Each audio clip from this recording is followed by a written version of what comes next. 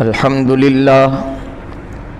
للہ وحدہ والصلاة والسلام علی من لا نبی بعدہ اما بعد فاعوذ باللہ من الشیطان الرجیم بسم اللہ الرحمن الرحیم وذروا ظاہر الاسم وباطنہ صدق اللہ العظیم۔ درود شریف پڑھو۔ اللہم صلی علی محمد کلما ذکرہ الذاکرون وصلی علی محمد کلما غفل عن ذکرہ الغافلون۔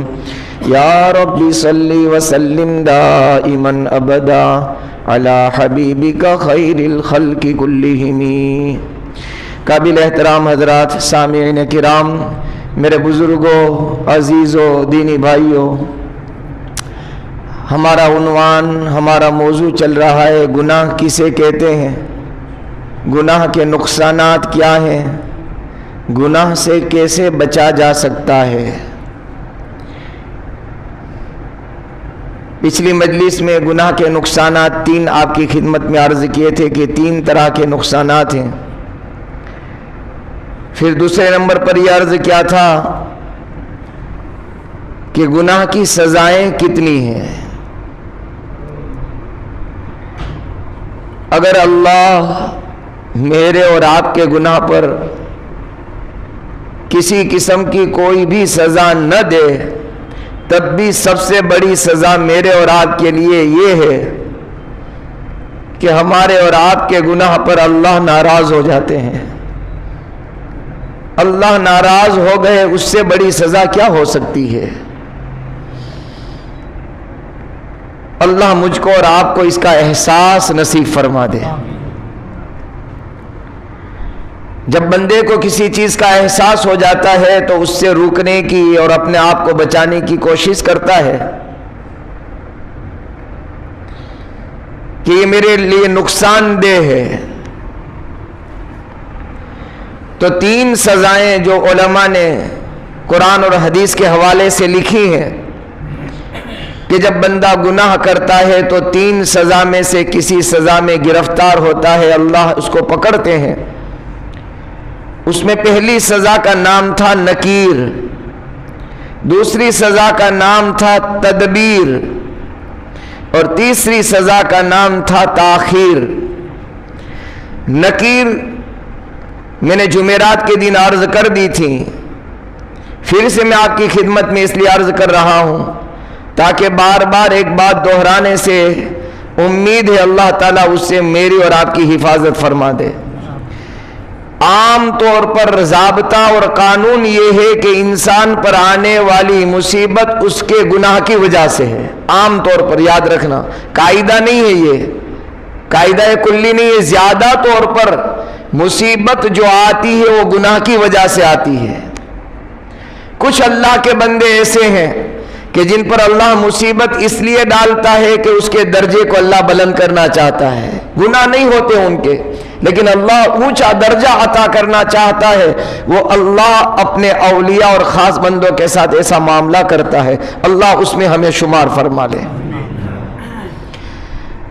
اب کوئی ہم پر مصیبت آئی، مصیبت آنے کے بعد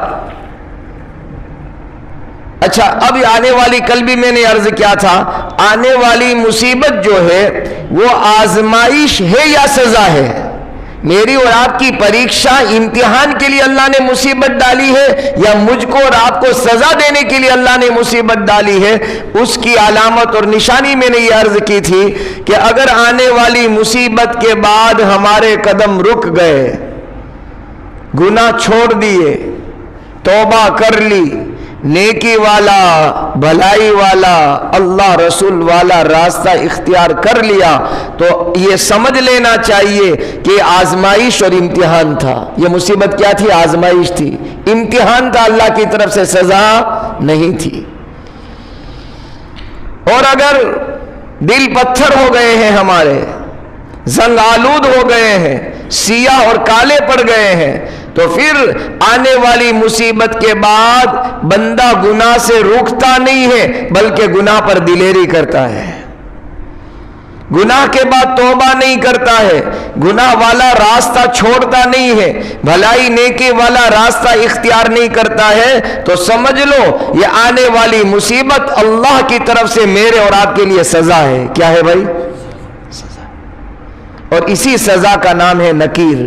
इसी सजा का नाम क्या है? नकीर। दूसरी किस्म अल्लाह कैसे सजा देते हैं? अल्लाह के सजा का दूसरा तरीका है तदबीर। क्या मतलब? उसको मिसाल से समझो। मैंने और आपने अल्लाह का कोई गुनाह किया, मसलन धोखा दिया। आज दुनिया में धोखा बहुत चल रहा है, और धोखे को आज इंसान अक्लमंदी और होशियारी से ताबीर करता है, चालाकी से ताबीर करता है। ये नहीं समझ रहा है धोखा देने वाला इस बात का तसव्वुर नहीं कर रहा है कि धोखा देना गुनाह है, कबीरा है, और धोखा देना मेरे और आपके महबूब ने इरशाद फरमाया, मन गश्शना फलैस मिन्ना, जिसने किसी को धोखा दिया है वो हम में से है ही नहीं। मेरे महबूब फरमाते वो हम में से नहीं है। जब मेरे और आपके आका ने मुझको और आपको अल्लाह न करे धोखे में हम मुब्तला हो गए और यूं कह दिया कि तू हम में से कहां है, तो हमारा ठिकाना और आपका ठिकाना हम आप समझ सकते हैं कहां होगा।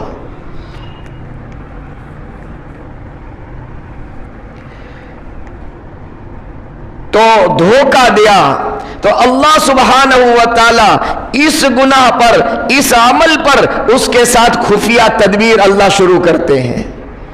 छुपी तदबीरें होती है, फिर उसके साथ धोखा किया जाता है। इसलिए मत समझे हम कि हमने किसी को अगर धोखा दे दिया है तो फिर हम छूट जाएंगे। नहीं, अल्लाह की खुफिया तदबीर चलती है। इसको कुरान में अल्लाह फरमाते हैं, सनस्तदरिजुहुम मिन हैसु ला यालमून व उमली लहुम इन्न कैदी मतीन। हम अपने बंदों को उनके गुनाह पर, उनके अमल पर ढील देते हैं। जब ढील दी जाती है तो बाज़े मर्तबा आदमी सोचता है कि यार मैं बहुत कामयाब हो गया, यानी पहला मेरा स्टेप सक्सेस हो गया। पहले धोखे में वो जब सक्सेस होता है तो यूं समझता है बस बाजी अब निकल गई। बाजी निकली नहीं है, वहां से अभी ढील चली है। जैसे पतंग के पेच लगाते हैं ना, तो पहले सेल देते हैं, शेर देते रहो, फिर जो खींचता है तो दो सेकंड नहीं लगती कि वो कट जाता है। अल्लाह फरमाते हैं सनस्तदरिजुहुम, हम ढील देते हैं। सनस्तदरिजुहुम मिन हैसु ला यालमून, उसको समझ में नहीं आता, वो समझता नहीं है। वो यूं समझता है कि मैं कामयाब हो गया, वो यूं समझता है कि मेरा दाव चल गया, वो यूं समझता है कि मैं कामयाब हो गया। व उमली लहुम, अल्लाह फरमाते हैं ये मेरी ढील है। इन्न कैदी मतीन, मेरी पकड़ बड़ी सख्त है। अल्लाह जब पकड़ने पर आते हैं, जैसे मैंने पहले भी शायद अर्ज किया था, कारून को अपने खजाने के साथ अल्लाह ने पकड़ा था, फिरौन को अपने लश्कर के साथ अल्लाह ने पकड़ा था। बड़ी बड़ी कौमों को अल्लाह ताला ने उनके हुनर और उनकी चालाकियां और इनकी तदबीरें और इनके साजो सामान और इनका सब कुछ उनके पास था, उनके उस हाल में अल्लाह ने पकड़ा। तो यही समझ रहे थे कि सब मेरे लिए है। इसलिए फिरौन के हालात में आता है कुरान करीम में कि अल्लाह सुब्हानहू व तआला ने कुरान में इरशाद फरमाया फिरौन के बारे में, वो यूं कह रहा था, देखो मूसा के पास तो कुछ नहीं है, मेरे महल के नीचे नहरें जारी है, नहरें। अब समझ लो तुम कि कामयाब कौन है, जो झोपड़ी में रहता है वो, या वो महल वाला जिसके नीचे नहरें बह रही हो। लेकिन उसे पता नहीं था 1 सेकंड लगेगा, 1 सेकंड। बहरहाल, तो अगर मैंने मिसाल दी, दूसरी किस्म है तदबीर। क्या है? हाँ, अल्लाह के पकड़ने की, गुनाह की सजा देने की दूसरी तरतीब और तरकीब और तरीका अल्लाह का है तदबीर। धोखा किया मैंने और आपने, हमारे साथ धोखा किया जाएगा। میں نے اور آپ نے اگر کسی کو ذلیل اور رسوا کیا تو ہم یہ نہ سمجھے کہ میں کسی کو ذلیل کر کے میں نے تیر مار لیا ہے. اللہ ایسے حالات میں اس کو ذلیل کرے گا جن حالات میں وہ تصور نہیں کر سکتا. اور اللہ جب ذلیل کرنے پر، رسوا کرنے پر آتے ہیں، بے عزت کرنے پر آتے ہیں، اللہ کو مجمع کی ضرورت نہیں ہے. علماء نے لکھا ہے اللہ گھر بیٹھے رسوا اور ذلیل کر دیتے ہیں. گھر بیٹھے رسوا ہوگا. یہ من غشنا فلیس منا، میرے محبوب نے فرمایا جو دھوکہ دے وہ ہم میں سے نہیں ہو سکتا ہے. دھوکہ بازی اور دھوکہ دھڑی کا بازار گرم ہو چکا ہے دنیا میں. پھر آدمی شکوہ کرتا ہے، شکایت کرتا ہے کہ میرے ساتھ اس نے یہ کیا وہ کیا. پہلے تو مجھے میرے ساتھ یا آپ کے ساتھ کبھی کوئی ایسا معاملہ ہو فوراً ہم اپنی لائف، اپنی زندگی پر نظر دوڑائیں کہ ماضی کے اندر، بیک کے اندر، بھوتکار میں کوئی میرا ایسا کام تو نہیں ہو گیا ہے جو آج مجھے یہ دن دیکھنے پڑے. تو دوسرا طریقہ ہے کہ یہ اللہ کی خفیہ تدبیر چلتی ہے. اگر ہم نے اور آپ نے کسی پر ظلم کر دیا، ہاں اللہ کو بہت ناپسند ہے ظلم، بہت ناپسند، اتنا ناپسند کہ سیدنا معاذ بن جبل رضی اللہ تعالیٰ عنہ گورنر بنا کر روانہ ہو رہے ہیں.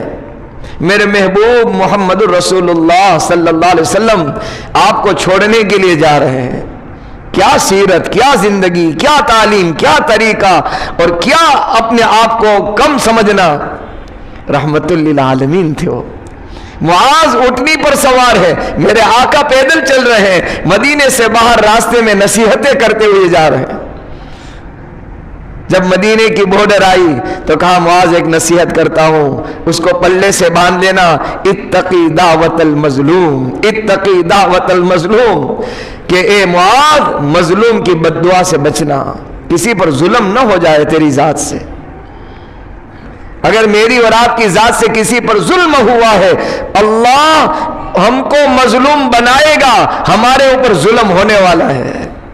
اللہ کی خفیہ تدبیریں چلتی ہے. مظلوم کی بد دعا سے بچنا چاہیے. اللہ آسمانوں سے اس کو اوپر اٹھا لیتے.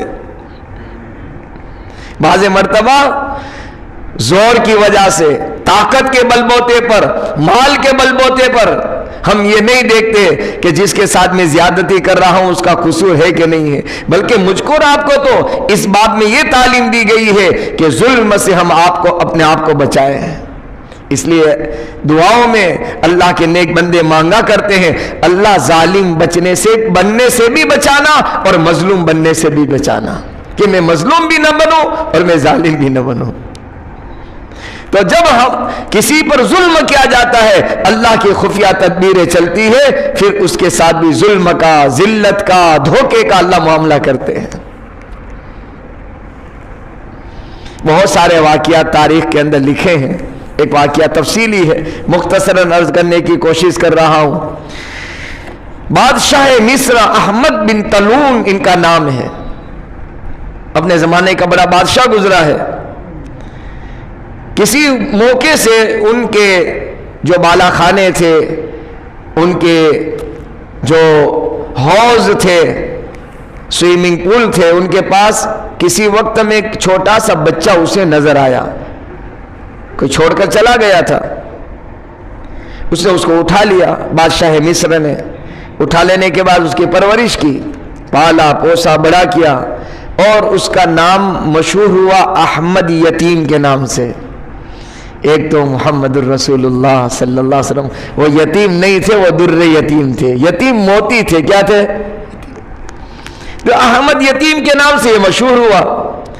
اللہ سبحانہ و تعالیٰ نے اس کو بہت زیادہ ذہانت، فطانت، ہوشیاری، دماغ اور میموری پاور بہت دیا تھا.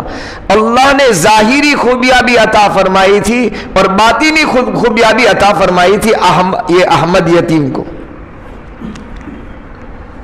اب ہوا ایسا کہ بادشاہ مصر احمد طولون کی زندگی ختم ہونے کے قریب جب پہنچی تو اس نے دیکھا کہ اب میں جا رہا ہوں دنیا سے، تو اس نے اپنے بیٹے ابو الجیش کو بلایا اور کہا کہ دیکھ یہ ایک یتیم بچہ مجھے پڑا ملا تھا، بڑا کیا، پالا پوسا، تیرے سامنے ہی سب کچھ ہوا ہے، اب میں اس کو تیرے حوالے کرتا ہوں۔ بادشاہ وقت کا انتقال ہو گیا، یہ دونوں رہنے لگے۔ ایک حقیقی تھا بیٹا ان کا، بادشاہ کا، احمد طلون کا، ابو الجیش، اور یہ سمجھو کہ گود لیا ہوا بچہ تھا، لے پالک تھا۔ اب ابو الجیش نے ایک مرتبہ احمد یتیم کو بلایا۔ میں یہ واقعہ کس پر سنا رہا ہوں اس کو ذہن میں رکھنا، اللہ کی خفیہ تدبیر چلتی ہے۔ کیا چلتی ہے؟ کسی گناہ پر اللہ تعالیٰ سزا دیتا ہے، دکھتا نہیں، نظر آتا نہیں، پتہ چلتا نہیں۔ اس لیے بہت سارے لوگ کہتے ہیں یار پتہ نہیں چلتا، ایسا کیوں ہوتا ہے؟ کیوں نہیں پتہ چلتا کہ وہاں سے خفیہ تدبیریں چلتی ہے، نظر نہ آنے والی تدبیر چلتی ہے۔ وَمَكَرُوا وَمَكَرَ اللَّهُ وَاللَّهُ خَيْرُ الْمَاكِرِينَ۔ اللہ قرآن میں ارشاد فرماتے ہیں اگرچہ یہ بات اللہ نے سیدنا عیسیٰ علیہ نبینا وعلیہ السلام کے بارے میں نازل فرمائی کہ یہود سیدنا عیسیٰ علیہ السلام کے لیے خفیہ تدبیریں کر رہے تھے، اس طرح گھیرا کریں گے اور اس طرح کمرے میں اس کو بند کریں اور اس طرح ان کو پھانسی دیں گے، ساری تدبیریں ہو رہی تھی۔ اللہ کے بندے، اللہ کی مخلوق جس کو اللہ نے پیدا کیا، وہ زمین پر تدبیر کر رہے ہیں، اللہ آسمانوں پر تدبیر کر رہا ہے۔ اللہ فرماتے ہیں مکرو، وہ تدبیر کرتے ہیں، مکر اللہ، اللہ اپنی تدبیر کرتا ہے۔ ایک پلان زمین پر تیار ہو رہا ہے، ایک پلان آسمان پر تیار ہو رہا ہے۔ مکہ والوں نے میرے اور آپ کے آقا محمد الرسول اللہ صلی اللہ علیہ وسلم کا نام و نشان مٹانے کے لیے سارے مکہ کے قبیلوں کو جمع کیا، ان کے بڑے بڑے سردار جمع ہوئے اور کہا کہ چلو میرے محبوب کا، کہا کہ محمد بن عبداللہ صلی اللہ علیہ وسلم ان کے گھر کا گھیراؤ کر لو، آج تو ان کو ختم کرنا ہے۔ سب تلواریں لے کر پورا کورڈن ہو گیا، محاصرہ ہو گیا۔ یہاں یہ تدبیر ہو رہی تھی، وہاں اللہ اپنے حبیب کو مدینے جانے کی تدبیر کر رہا تھا۔ ہجرت کا اللہ نے پورا انتظام کیا۔ کیا ہوا؟ تو کہ آپ ایسے نکلے ہیں کہ سارا لشکر وہاں موجود ہے، دشمن موجود ہے، کسی کو نظر نہیں آیا کہ محمد رسول اللہ صلی اللہ علیہ وسلم نکل گئے۔ آپ نے ایک مٹھی لی، سورہ یاسین کی آیتیں پڑھی اور پھینکا، سب کی آنکھوں میں پردہ پڑ گیا۔ یہاں تدبیر ہو رہی تھی، آسمان پر اللہ تدبیر کر رہا تھا۔ تو عرض میں کر رہا تھا کہ یہ جو خفیہ تدبیریں ہوتی ہے، بعض مرتبہ آپ کو اور مجھ کو سمجھ میں نہیں آتا کہ ہوتا کیا ہے، تو یہ خفیہ تدبیریں چل رہی ہے۔ سیدنا عیسیٰ علیہ السلام کے لیے خفیہ تدبیریں ہو رہی تھی یہود کی طرف سے، مکرو مکر اللہ۔ اللہ فرماتے ہیں واللہ خیر الماکرین، اللہ اپنی تدبیر میں بہتر تدبیر کرنے والا ہے۔ اللہ کا پلاننگ بہت بہتر ہوتا ہے۔ بہرحال تو یہ احمد طلون کے انتقال کے بعد ان کے بیٹے ابو الجیش کے سپرد پوری بادشاہت، پوری حکومت، پوری سلطنت آئی، اور ان کا یہ لیپالک جو بھائی تھا، بیٹا تھا احمد طلون بادشاہ مصر کا، تو ان کے ہاتھ ان کے احمد یتیم کو بلایا اور یوں کہا کہ دیکھ بھائی، تو میرے ساتھ اچھا معاملہ کرنا، دھوکہ مت کرنا۔ کیا کہا؟ دھوکہ مت کرنا۔ پہلے آدمی چھوٹا ہوتا ہے نا، کچھ ہوتا نہیں ہے نا، تو یعنی وہ ایسا رہتا ہے کہ جیسے اس کے اندر میں ہے، لیکن کچھ بھی ہوشیار ہوتا ہے، پھر کچھ مال آتا ہے، پھر کچھ سمجھ ہوتی ہے، تو آہستہ آہستہ پھر آستین چڑھاتا ہے۔ کیا ہے؟ آہستہ آہستہ وہ اپنے پر کھولتا ہے۔ پہلے تو اڑنے کی طاقت نہیں تھی، اس لیے چل رہا تھا، اب اڑنے کی اللہ نے طاقت دے دی، سمجھ بوجھ آ گئی، ہوشیاری آ گئی، تعلقات ہو گئے، تو پھر کہتے بھائی یار تو تیرا کر میں میرا کرتا ہوں، لیکن وہ سوچتا نہیں کہ اس کے احسانات ہیں مجھ پر۔ جب میں کچھ نہیں تھا، میرے پاس کچھ نہیں تھا، تب اس نے میرا ساتھ دیا ہے۔ اب ہم یہ کہہ رہے ہیں کہ تو تیرا کر میں میرا کروں، وہ تو تجھے پہلے دن کرنا چاہیے تھا، جب تجھے سنبھالا، پالا، پوشا، بڑا کیا، ہوشیاری دی اللہ تعالیٰ نے ان کے ذریعے سے۔ بہرحال اس نے یہ کہا کہ میں تجھے بڑی ذمہ داری سپرد کرنا چاہتا ہوں، اور بڑے بڑے عہدے پر تجھے بٹھانا چاہتا ہوں، لیکن اس سے پہلے میرے ساتھ عہد و پیمان کر لے کہ میرے ساتھ کسی قسم کی خیانت نہیں کرے گا، کسی قسم کی خیانت نہیں، یہ وعدہ کر، پھر میں تجھے اپنی بادشاہت میں، حکومت میں، سلطنت میں جو میرا بات چھوڑ کر گیا ہے، میں بڑے عہدے پر تجھے بٹھانا چاہتا ہوں۔ تو اس نے کہا کہ ٹھیک ہے، میں تجھ سے وعدہ کر لیتا ہوں، کوئی خیانت نہیں کروں گا۔ پھر اس کے وعدے کے بعد ابو الجیش نے ان کو خادم دیے، بڑے بڑے گورنر کے عہدے دیے اور محل بڑے بڑے ان کے حوالے کر دیے۔ کرنے کے بعد پھر معاملہ اس کی خیانت کا کیسے سامنے آیا انشاءاللہ آئندہ کل عرض کروں گا، چونکہ مجھے تھوڑی گلے میں تکلیف بھی ہے مستقل بولنے کی وجہ سے۔ تو دو باتیں یاد رکھنا، نکیر وہ گناہ کی وہ سزا ہے جس کے بعد توبہ کی توفیق نہ ملے، اللہ کی سزا ہے یہ۔ اور دوسری اللہ کی سزا کیسے ہے؟ اللہ تدبیر کرتا ہے، کیا کرتا ہے بھائی؟ اور وہ چھپی چھپی ہوتی ہے، نظر نہیں آتی، خفیہ تدبیر ہوتی ہے۔ تو اللہ تعالیٰ سے ہم دعا کرے بھائی، چھوٹے بڑے ظاہری باطینی سارے گناہ سے اللہ میری آپ کی ہم سب کی حفاظت فرمائے۔ اس عنوان کو میں نے اس لیے بھی پسند کیا اور مناسب سمجھا، ابھی گناہ چھٹے ہوئے ہیں، اللہ کرے اللہ کرے اللہ کرے جیسے رمضان میں چھٹے ہوئے ہیں، اللہ رمضان کے بعد چھوڑنے کی ہمیں توفیق عطا فرما دے۔ جیسے ابھی گناہ سے دور ہے، اللہ ہمیں رمضان کے بعد بھی گناہوں سے دوری نصیب فرما دے۔ اور اس کا استحضار ہوگا کہ اللہ کی پکڑ کیسے آتی ہے، تو گناہ سے بچنا آسان ہوگا۔ اللہ تعالیٰ نفس و شیطان کے دھوکے سے ہم سب کی حفاظت فرمائے، آمین۔ وآخر دعوانا ان الحمدللہ رب العالمین۔ سبحان ربک رب العزت عما یصفون وسلام علی المرسلین والحمد للہ۔